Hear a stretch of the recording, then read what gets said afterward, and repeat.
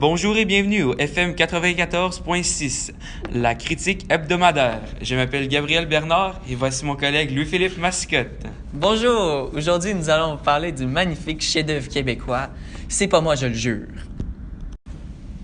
Nous allons commencer par faire une brève biographie du réalisateur Philippe Falardeau. Il est né à Hull et il a étudié à l'école secondaire du Collège Saint-Alexandre. Par la suite, il a étudié en sciences politiques et en relations internationales à l'Université d'Ottawa de 1985 à 1989. En 2000, il a réalisé son premier film « La moitié gauche du frigo ». Son prochain film, Kongorama, a été présenté au Festival de Cannes en 2006. Et un an plus tard, il a remporté 5 prix Jutra, soit pour le meilleur film, la meilleure réalisation, le meilleur scénario, le meilleur acteur et le meilleur acteur de soutien. Il a présenté le film dont nous allons vous parler, C'est pas moi, je le jure, au Festival international du film de Toronto en 2008. Il a aussi remporté plusieurs prix comme le Valois du meilleur film au Festival du film francophone d'Angoulême en 2009. Louis-Philippe, c'est très bien de parler du réalisateur, mais quant au film, parlons-en un petit peu. Oui, absolument. Dans le fond, c'est l'histoire de Léon Doré, un petit garçon de 10 ans qui vit avec sa famille qui est un peu hors de l'ordinaire, on pourrait dire. C'est vraiment un enfant troublé et différent. Il n'a pas vraiment d'amis et il n'est vraiment pas comme personne d'autre. Il est vraiment unique en son genre. Le film commence avec Léon qui se pend avec une balançoire. C'est vraiment hors de l'ordinaire pour un garçon de cet âge-là qui veut essayer de mourir. Il commet ensuite plusieurs crimes partout dans la ville pour continuer à faire du mal. Il essaie aussi de rentrer par infraction dans la maison de ses voisins. Mais Gabriel, maintenant parle-moi de l'événement qui va nuire vraiment à son développement et qui va vraiment chambouler l'histoire au complet. Oui, Louis-Philippe, ce qui n'aide vraiment pas sa cause, c'est lorsque sa mère quitte pour la Grèce.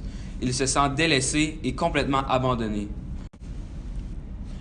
Un autre élément qui le pousse encore plus vers la déchéance, c'est lorsqu'il commence à faire des aventures avec une jeune fille nommée Léa.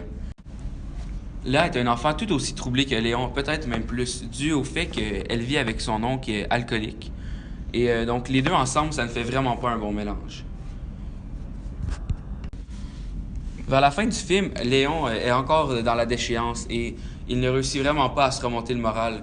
Il restait 2 tentatives de suicide et après la première, il reste très longtemps à l'hôpital. Donc après être resté très longtemps à l'hôpital, il ne se sent vraiment pas mieux. Il restait une dernière tentative de suicide au quai, mais une chance que le travailleur le sauve. Donc Gabriel, de la façon que tu parles, on voit que Léon n'est vraiment pas heureux. Non, vraiment pas. Et toute sa situation familiale n'aide vraiment pas les choses. Et il ne se tient pas avec des gens qui l'aident vraiment, comme Léa.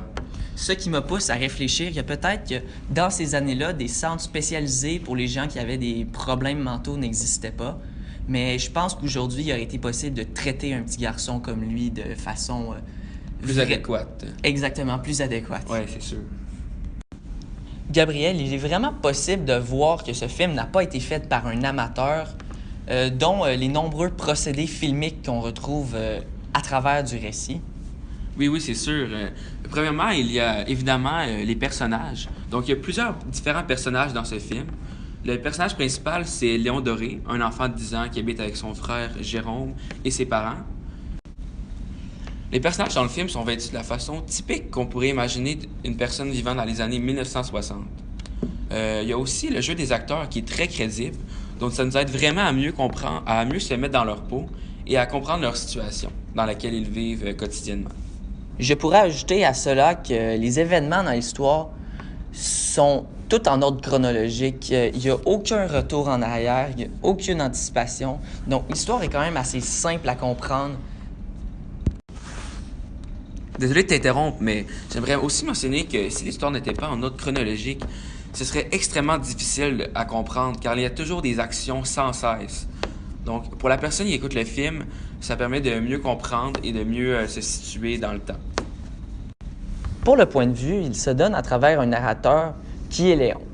Il est en effet le personnage principal, Et c'est très plaisant de l'avoir comme narrateur car on voit vraiment ce qu'il pense et pourquoi il fait les actions qu'il fait.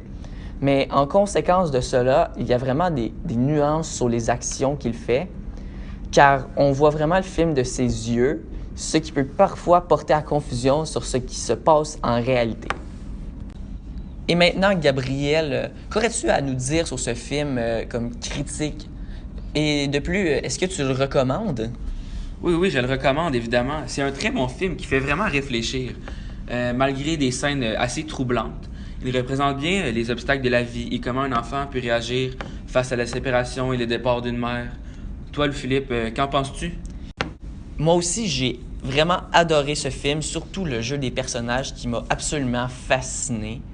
C'est vraiment un très bon film à écouter, mais il ne s'adresse pas à un public de tous âges parce qu'il y a vraiment des sujets difficiles qui sont traités comme le suicide. Oui, très difficile à comprendre pour des enfants. Oui, c'est pour ça que je classerais ce film comme un film 13 ans et plus. Oui, moi aussi. Alors, merci à vous, chers auditeurs, et merci à toi, Louis-Philippe. Ça fait plaisir. Merci de m'avoir accompagné dans cette critique au FM 94.6, la critique hebdomadaire. Merci à vous de nous avoir écoutés et passez une excellente journée. Et n'oubliez pas, la semaine prochaine, on vous revient avec une autre critique, avec le même réalisateur, mais cette fois-ci avec un autre film, Monsieur Lazare. Wow! C'est un autre excellent film. Oui, certainement. Bonne journée!